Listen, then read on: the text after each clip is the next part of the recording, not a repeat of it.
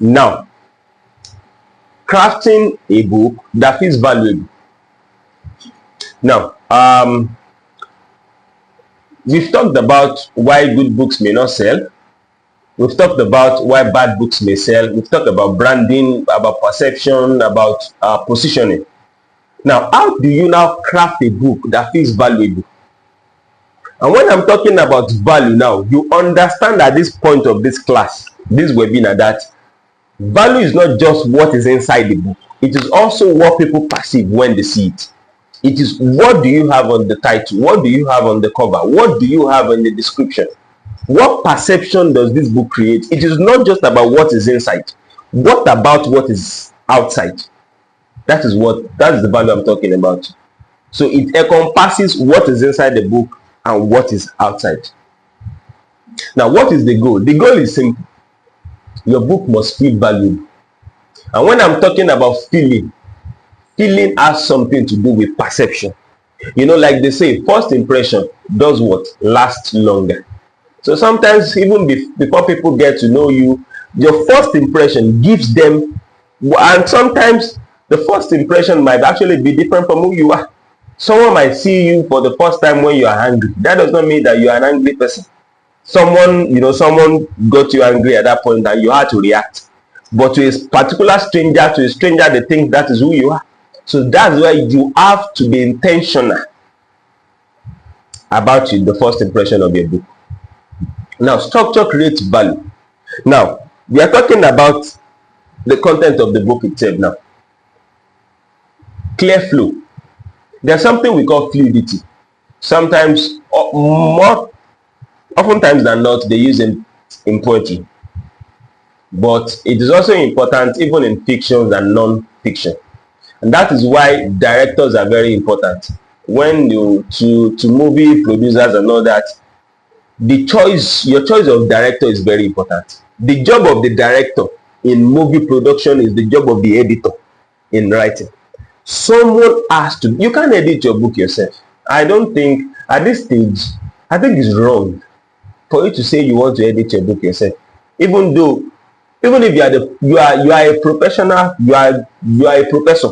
Even if you are a professor of literary, you know so much about this thing, you cannot edit your book yourself. Sometimes when it comes to creative ideas, you are too familiar with it. You can't see the obvious errors. So you should hire a professional editor. If you are writing a book for, if your audience are in the UK, you can't hire a Nigerian editor. It's not possible.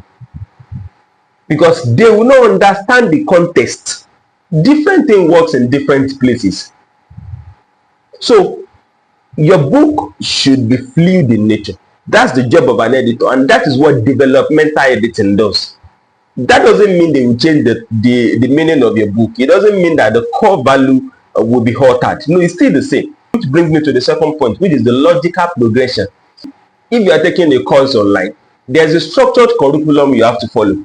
There's a syllabus, because they understand the intensity of logical progression. There's a pattern, there's a way you pattern something and the brain understands better. When things become too random, you get confused. So it should not be your goal to confuse your readers. What you're trying to do is make them understand. So that is where the logical progression comes in. To structure the content in such a way that they understand easily. That is the job of an editor. Sometimes you can't just do that yourself. I'm not saying you're not good, but it is not good for your book, and it is not good for your readers. So whatever an editor is charging you, I think you should pay, because they are not just collecting your money. In this writing, in this literary industry, sometimes we make mistakes of thinking we know too much, and until you allow professionals come in, until you stop thinking you know everything, sometimes you don't achieve the sale you want. So the last thing is easy to follow. I've talked about that. That's the goal. Confusion should not be something you aim towards. You should aim towards clarity, fluidity, and simplicity. Now, You know this particular slide. Let me give us an example. Just a few days ago, we had a working client, and when during the discussion, I was trying to make him understand the fact that sometimes when you are writing, you should write for the readers. That doesn't mean that you're not writing what you want. You should put the readers in mind when you are writing. And it was like, no, no, no, no. Sometimes, when it comes to writing, it comes by inspiration. Sometimes it is by revelation. I'm not saying what you've written is not revealed to you. I'm not saying you are not inspired.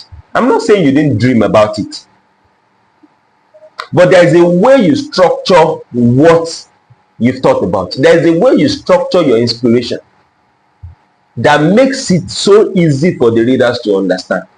So, as a writer, it's not just about you. Okay, I know in your head, you think you've created a solution to the world problem, to the war in Iran, Iraq. I know you think your book is the solution to everything. Your book is what everyone needs to get to be liberated. I know that is what is in your head. But I'm telling you, it is not just about you. Because you don't think about yourself if you want to sell. The more you think about yourself, the more you don't sell.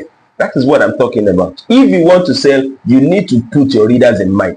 And how do you put your readers in mind? You need to first create who your ideal reader is. Who is your target audience? You need to be able to identify that person. And then that is where you begin to structure your writing with the idea that I'm writing for this particular person.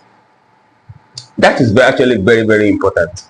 So now the reader-centered writing, like we've said earlier, you have to be clear, you have to be practical, and you have to be relevant. What does relevant means? You have to write per time. Whatever your writing is, you have to structure it per that particular time, that particular generation that you're writing to. You have to structure it in such that way. It has to be clear, which is what we've talked about so far. It has to be practical in nature. Theory most times don't solve the problem. There are some problems that theory will not solve. You have to practice. What are you talking about? You have to show them. You have to create a structure so that they follow you. That is what we're talking about. And it has to be relevant. That is what the reader-centered writing is all about. And what are the key takeaways we've talked about so far? Clarity creates value. Relevance creates impact. We'll see in the next session. Thank you.